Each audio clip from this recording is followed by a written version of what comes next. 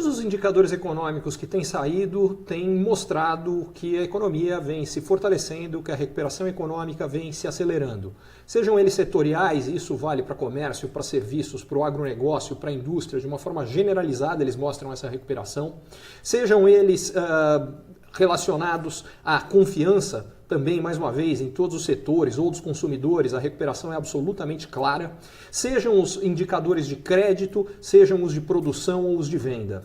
Agora, se a recuperação econômica é generalizada do ponto de vista setorial, ela é generalizada do ponto de vista de indicadores distintos, ela não é generalizada do ponto de vista geográfico.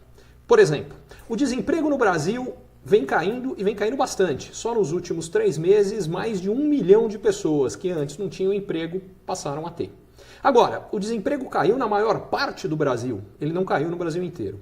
Mais especificamente, o desemprego não caiu em 4 estados: Rio de Janeiro, Piauí, Alagoas e Pernambuco. No caso do Nordeste, os outros estados onde o desemprego também caiu, ele está acima da média nacional. Há uma única exceção, que é a Paraíba. Na Paraíba, o desemprego é mais baixo do que na média do Brasil. E a questão que fica é por que no Rio de Janeiro e na maior parte do Nordeste a gente não vê a recuperação econômica que já vem não só já vem acontecendo há algum tempo, pelo menos desde o começo do ano, mas vem se fortalecendo ao longo do ano, particularmente no terceiro trimestre. E aí há algumas razões. A primeira razão, no caso do Rio de Janeiro, foi o mau desempenho do setor petrolífero, que tem um peso gigantesco no estado. Os problemas que foram causados na Petrobras ao longo do governo Dilma ainda vem tendo um impacto negativo brutal no estado. Para ser mais específico, em 2007 a Petrobras era uma empresa que chegou a valer 530 bilhões de reais com uma dívida de 70 bilhões de reais. Em dezembro de 2015, que é quando o processo de impeachment da ex-presidente Dilma começou a avançar, a Petrobras valia apenas 70 bilhões de reais e devia 530 bilhões de reais. Esse processo de enfraquecimento da Petrobras fez com que os investimentos despencassem no Brasil inteiro, mas o Rio, onde há uma concentração maior desses investimentos e a sede da Petrobras, sentiu muito mais. O outro efeito negativo de uma política completamente maluca do preço do petróleo, o que o governo Dilma fazia é que ele não levava em conta as variações do preço internacional do petróleo para o mercado interno. E como naquela época o que acontecia ao longo do governo Dilma foram grandes altas do preço do petróleo, a Petrobras teve que pagar a conta. A gente acha que a roubalheira foi a causa do grande problema da Petrobras. E sim, ela contribuiu, mas ela não foi a principal razão. A principal razão foi que essa política maluca de preço do petróleo, que fazia a Petrobras importar petróleo mais caro e vender no Brasil por um preço mais baixo do que o que ela tinha pago por esse petróleo, levou a empresa, só no ano de 2013, a perder 40 bilhões de reais. Quando a gente vai somando isso ao longo dos vários anos, explica o problema que a gente teve na Petrobras e em todo o setor do petróleo, porque a Petrobras enfraquecida ao reduzir investimentos, quebrou vários dos seus fornecedores e a cadeia toda acabou sofrendo muito.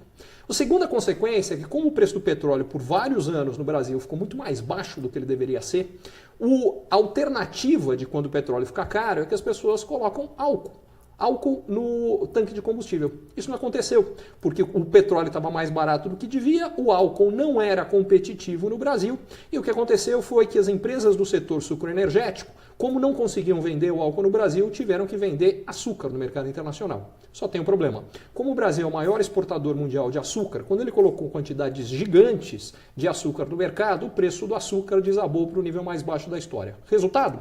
O nosso setor sucroenergético ajoelhou. E aí explica o problema do Nordeste. O Nordeste tem uma concentração maior do que o resto do país de empresas do setor sucroenergético, cana-de-açúcar. E essas dificuldades, empresas que ficaram altissimamente endividadas, muitas quebraram, acabou levando a um impacto negativo significativo no mercado no Nordeste. No caso do Rio de Janeiro ainda há uma segunda razão.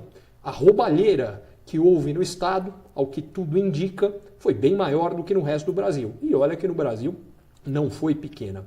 E no caso do Nordeste também tem uma segunda razão.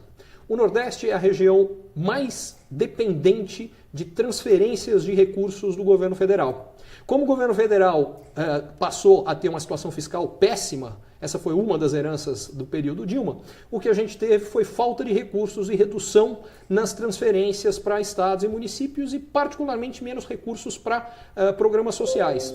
Resultado, a região mais dependente disso, que é o Nordeste, que é a região que em termos per capita é mais pobre do Brasil, foi a que mais sentiu. É por isso que está demorando muito mais para essa recuperação bater nessas regiões, tanto no Nordeste quanto no Rio de Janeiro. Vai chegar lá, mas está demorando mais e provavelmente ainda vai demorar um pouco, particularmente no caso do Rio de Janeiro.